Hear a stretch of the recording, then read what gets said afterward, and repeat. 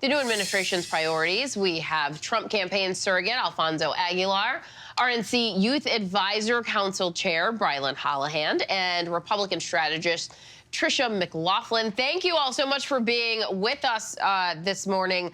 Alfonso, let's start with you. The president-elect really expanded his support with Latino voters.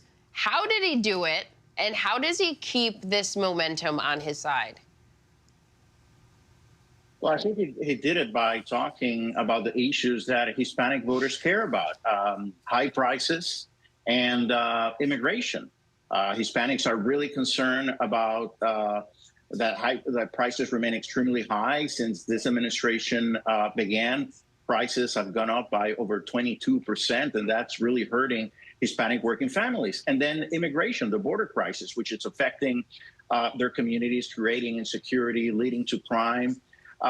They didn't want to be pandered to, and that's exactly what Democrats did. And they showed their resiliency, their independence, and like every poll showed on both issues, they thought Trump would do a better job.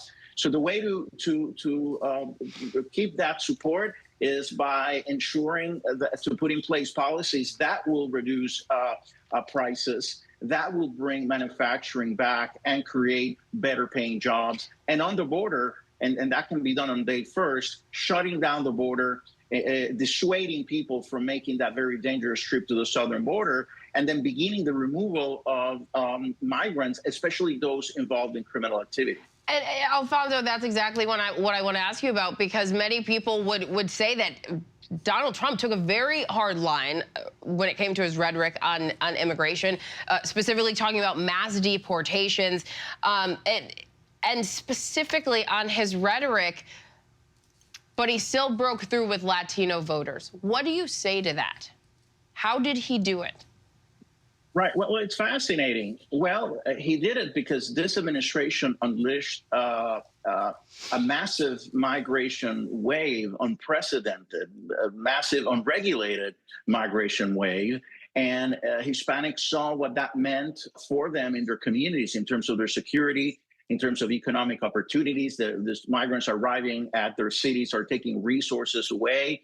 So the Democrats have always used immigration as a wedge issue to say Republicans are anti-Hispanic, anti-immigrant. But the issue really, Trump was able to turn the tables on the Democrats on this issue. So as I was referring to polling, the majority believed that Trump could do a better job, and the majority now support deportation. So an issue that worked for Democrats in the past now is working for Republicans. And to that point, Brilyn, I want to bring you in now. Trump drew support, strong support from young men in this election, but not even young men, which is a demographic that we've heard a lot about in this last couple weeks, but young people in general. And the campaign was targeting young men with some podcasts, leveraging what some would say some masculinity. There was even talk about, like, too much bromance. But it was not just with young men. It was with young people. How did he do it? Right. What do you say to that? Yeah, I mean, I think there's a simple reason that President Trump saw this double-digit gains with youth vote across the board, Tuesday night. My peers and I got out and voted for him for, in historic numbers, because we want 4 more years of promises made, promises kept. We want no new wars that we'd be drafted to serve on the front lines in. We want a safe and secure country to raise families in, and that starts at the southern border. We want lower inflation to be able to buy our first home and even just go out and get groceries. And we're even looking forward to some of these Trump policies implementing things like tax cut proposals with no tax on tips, no tax on overtime. President Trump won this election, to your point, because of Gen Z. And I think when inaugurated, he will be a president for Gen Z. And Tricia, I want to bring you in because women were in many ways central to this election when it came to issues surrounding, reproductive access and reproductive rights. President-elect Trump did well with women. How did he do that? What do you say to that? Yeah, I think what both of these gentlemen spoke to is the fact that there's been a realignment with the Republican Party and a realignment with the country. The 2016 Trump turned the party into really a working class, more white coalition. But now we're seeing it is a multi-ethnic, multiracial, working class populist movement. And I think that, of course, that includes women, that includes Black Americans, Hispanics, across the gambit. But I think part of the reason Trump did so well with women is, of course, the economy.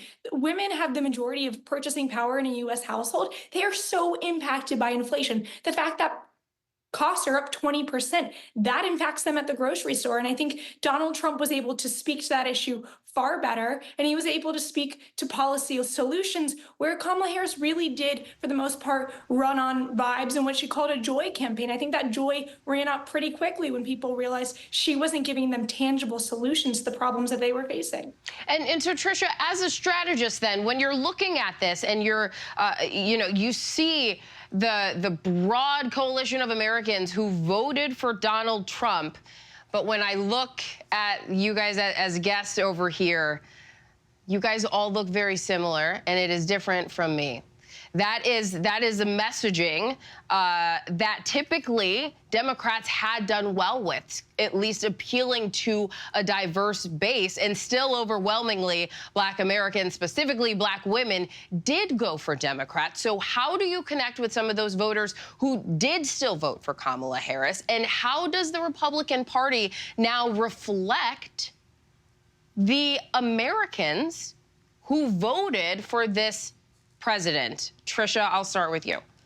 Sure. Well, to be fair to Alfonso, I believe he has different shades of melanin than maybe Brilyn and I do. But I mean, look, men, 20% of Black men went for Donald Trump. 15% of Black voters in general went for Donald Trump. I think, Donald Trump in his victory speech talked about unity. And I think that doesn't matter this color of your skin. I think we all face very similar problems. And I think he is going to, and I think all of us here are optimistic that he's going to govern in a unifying way. I think Republicans, we still need to continue to make strides with especially Black women, continue with the Hispanic population. Trump won about 40% of the Native American population. Trump won 68%. So I think that by continuing to speak about the issues, we're going to have success. And Brilyn, I want to bring you back in now, because how much does speaking to the issues mean cutting down on the rhetoric? Because there was still an overwhelming, some 70% of Americans who indicated that the country is moving in the wrong direction. And a lot of that has to do with the political rhetoric. So how does specifically President-elect Trump, who likes to do the weave, as he calls it, and has typically had what many considered inflammatory rhetoric, how does he calm down on that and connect with these voters by focusing on the issues? Well, I think he sits down and continues to have conversations with my generation. That's how he won the youth vote on Tuesday night. One of my recommendations to the president's team during the campaign was to embrace modern forms of media. Trump sitting down for 3-hour policy discussions on Gen Z's favorite podcast, getting hundreds of millions of views, is one of the reasons I think he won so big. Tuesday night is going to be continuing, throughout the White House. Now that he's in the White House, I don't think he should just stop this. I've recommended to him directly and his team this week that he should host a monthly podcast from the White House, breaking through the legacy media, sharing his message directly to Gen Z, having this unity conversation like a modern day fireside chat with FDR. This is something that I think we could continue to do to not only win youth votes in 26 and 28, but to have this be a generational change for our party and for our nation. Brilyn, that could be a good idea. That sounds like a great idea. Brilyn Hollyhand, Alfonso Aguilar, and Tricia McLaughlin, thank you guys for coming on and talking this through. We appreciate it, and we'll be right back here on ABC News Live Weekend.